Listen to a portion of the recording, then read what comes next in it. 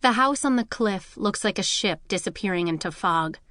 The spire a mast, the trees whipping against its base, the waves of a ravening sea.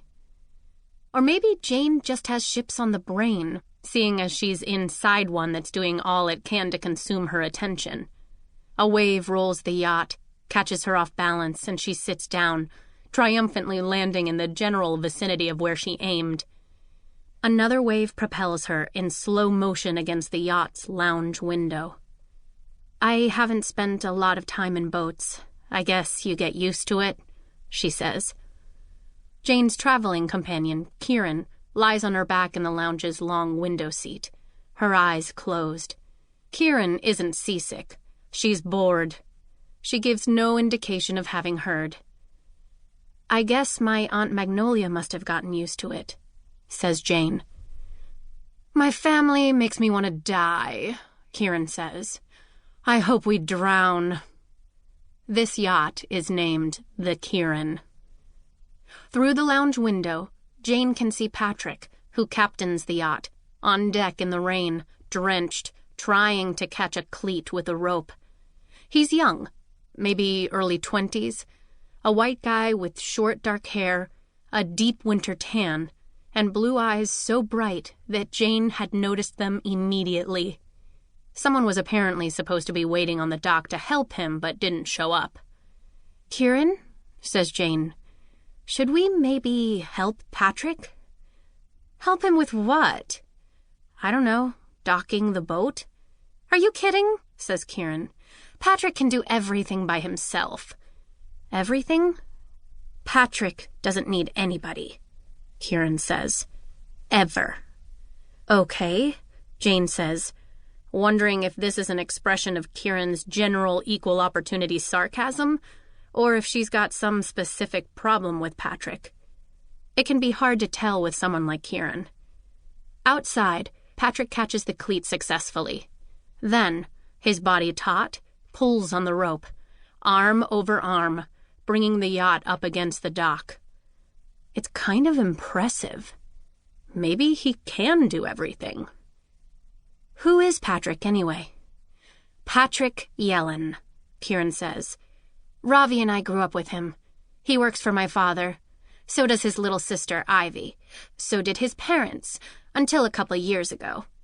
They died in a car accident in France. Sorry," she adds with a glance at Jane. "I don't mean to remind you of travel accidents." "It's okay," Jane says automatically, filing these names and facts away with the other information she's collected.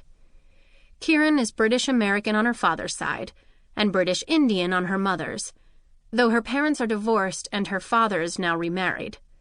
Also, she's revoltingly wealthy. Jane's never had a friend before who grew up with her own servants. Is Kieran my friend? Thinks Jane. Acquaintance? Maybe my mentor? Not now, maybe, but in the past. Kieran, 4 years older than Jane, went to college in Jane's hometown and tutored Jane in writing while she was in high school. Ravi is Kieran's twin brother, Jane remembers. Jane's never met Ravi, but he visited Kieran sometimes in college. Her tutoring sessions had been different when Ravi was in town. Kieran would arrive late, her face alight, her manner less strict, less intense. "Is Patrick in charge of transportation to and from the island?" asks Jane. "I guess," Kieran says. "Partly, anyway. A couple other people chip in, too." "Do Patrick and his sister live at the house?" "Everyone lives at the house." "So, is it nice to come home?" asks Jane. "Because you get to see the friends you grew up with?" Jane is fishing, because she's trying to figure out how these servant relationships work when one person is so rich. Kieran doesn't answer right away, just stares straight ahead, her mouth tight, until Jane begins to wonder if her question was rude. Then Kieran says, "I guess there was a time when seeing Patrick again after a long absence made me feel like I was coming home." "Oh," says Jane. "But not anymore?" It's complicated." Kieran says, with a short sigh. Let's not talk about it now. He could hear us. Patrick would have to have superpowers to hear a word of this conversation, but Jane recognizes a dismissal when she hears one. Peering through the window, she can make out the shapes of other boats, big ones, little ones, vaguely, through the downpour, docked in this tiny bay.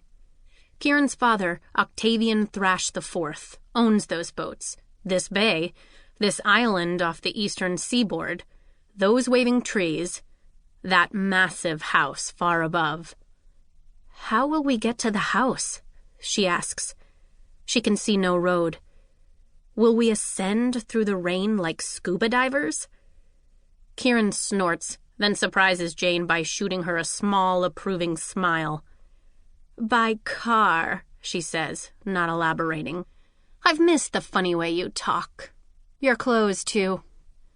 Jane's gold zigzag shirt and wine-colored corduroys make her look like one of Aunt Magnolia's sea creatures. A maroon clownfish, a coral grouper. Jane supposes she never dresses without thinking of Aunt Magnolia. Okay, she says. And when's the spring gala? I don't remember, Kieran says. The day after tomorrow, the day after that. It's probably on the weekend. There's a gala for every season at Octavian Thrash IV's house on the sea. That's the reason for Kieran's trip. She's come home for the spring gala.